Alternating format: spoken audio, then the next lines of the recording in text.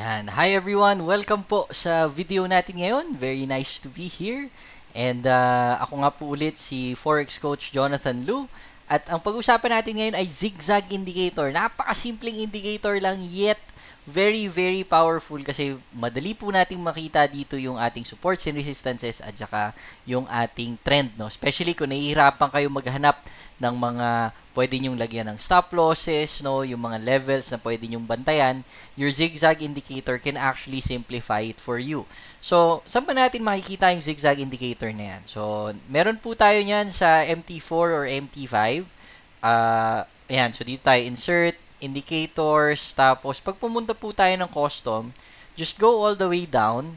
May makikita po kayo dito na nakasulat zigzag, no? So, ayan, zigzag indicator. Ayan. Iba yung zigzag color, dito lang tayo sa zigzag. Okay. Once you're there, hayaan nyo lang yung ano niya, hayaan nyo lang yung default settings niya, okay na rin naman siya, no? So, you don't really need to change the values over here. Yung color siguro, kung gusto nyo mas makapal ng konti yung style, pwede naman. Kanwari ako, yung width, no? Kapalan natin ng konti para mas makita natin. And, yan, once you click OK, it shows you a zigzag-like indicator. So, ano ba yung value na naibibigay sa atin yan? Ang ginagawa po lang yan is that it identifies for us yung mga relatively malalaki na swing high at saka swing low. So, basically, it shows you the tops and bottoms that the market has made recently.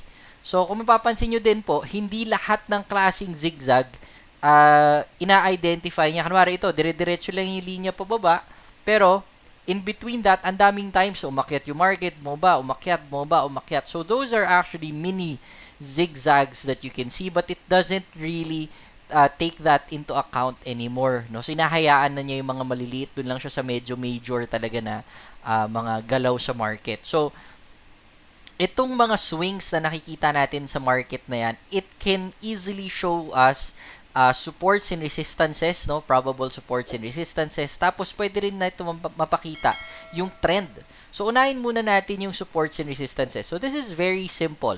Notice na yung presyo natin nandito, no? Tignan nyo lang yung recent high at saka yung recent low natin.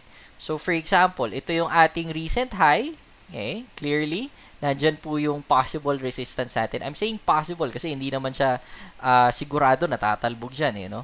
So, yan yung possible level na pwede nating hanapin. And dito naman sa baba, ito yung ating possible support din. And remember, whenever you have broken supports and resistances, you can also use them as levels for you to trade with. Okay, so yan po siya, no? So, yan yung mga current levels natin. We have a support here that is relatively weak. Kasi, kumbaga, ito lang naman yung dating resistance natin, pero pwede pa rin yan, no?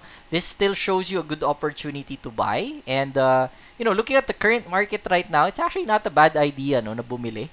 Kita nyo, you have a nice bullish engulfing candle over here. Just off of your support, that would be a very nice trade to take, no? Pwede ka actually bumili dyan. If you have a trend line, no, just some additional factors, you see the market breaking out of that, it gives you further confirmation bago ka mag-buy, okay lang din yon. And your target would be on your resistance, no? So, kumbaga, dito sa may taas, okay na yan. So, kita nyo, ang dami nyo ng kagad na pwedeng ma-analyze yan. And if the market does, decide to go up, tuloy-tuloy siya paakyat dyan, and pagdating dito, hintayin natin, no, kung paano siya mag-react sa market. If, the market is trending upwards, then we expect this resistance to be broken. Pwede siyang mabasag, no? So, pwede siyang tumuloy pataas, no? And once you see a breakout, no, on that support or resistance level, definitely, no, pwede ka nang mag-trade doon. In this case, it's a resistance, so pwede kang bumili, no, once price closes outside of that. So, kita nyo, ang dami nyo na kagad analysis na magagawa just by simply locating your supports and resistances with the use of your zigzag indicator. It makes it less complicated, no? So, pwede nyo po gamitin yan. Now, you can also look for higher levels. For example, kita nyo, nandito, meron kang some sort of a big swing dyan. So, meron tayong definitely resistance na nakikita dyan. So, if the market continues to go up, pwedeng hanggang dyan niya abutin yan. Okay, so, yan ang ating supports and resistances, no, using zigzag. Now, in addition to that, pwede nyo rin po i-check yung trend with your zigzag, no? Napaka-simple lang po silipin, no, yung ating trend. So, as you can see here, you have your high, okay, low, lower high, pagbasag nitong level na to, once that support was broken, kita nyo, yung support na yan, pagbasag niya yan, you already have a lower high followed by a lower low, signaling that the market is currently in a downtrend. So after nya, no, bumaba yung market, umakyat, but notice that the price didn't actually close beyond your recent resistance. So intact pa rin naman yung downtrend natin. Higher low, lower high, pagdating dito, tinuloy niya yung downtrend, so on and so forth, until umabot dito, di ba? Lower high, lower low, lower high, lower low, pero pagdating dito sa price na yan, kita nyo, binasag niya yung ating resistance dyan. You now have a lower low followed by a higher high. The market is no longer in a downtrend, and currently it looks like it's ranging. Okay? So yan yung itsura ng market natin ngayon. And with your zigzag indicator, it significantly simplifies all of that identification ng mga swing high and swing low natin. Kasi yung mga levels na yun pa lang magbibigay na kagad sa atin ng support and resistances. And lastly, you can also use these levels, no, as your stop loss levels, no, or yung take profit natin. Kunwari, nakapag-sell tayo dito, no, we were able to sell here, okay? So, di ba, meron tayong breakout dito, nakapag-sell ka dito. Saan mo pwede ilagay yung stop loss? Your stop loss could be above the recent swing high, no? Dagdag mo yung spread, a little bit of an allowance there. This would have been your stop loss level, no? Mga dyan banda. And true enough, hindi naman inabot eh. And as the market goes down, you can trail your stop loss if you like. Eh, no, kita mo, sinusundan. Dito na yung presyo. Baba pa siya. Pwede mo sundan ulit. Pababa pa siya, no? It didn't reach it, no? Hindi naman nag-close beyond that. Tuloy-tuloy siya pababa. Gave you another swing high here.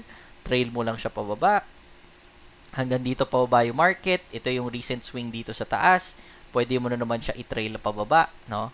Until such time na tamaan siya. And that would have been a pretty good trade for you to take already. Medyo nasundan mo na siya. Okay? So, yan po yung nagagawa ng ating zigzag indicator. Napakasimple lang. It just identifies the significant highs and lows in the market, which can give you supports and resistances.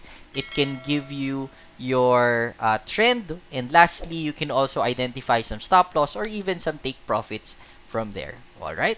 So, sana nakatulong po yung ating zigzag indicator. Don't forget to like and subscribe dito po sa video natin, tsaka sa channel natin para mas makagawa pa po tayo ng marami. Yun lang, happy na ako. Alright, so anyway, thank you everyone. I'll see you next time and happy pipping. Bye-bye.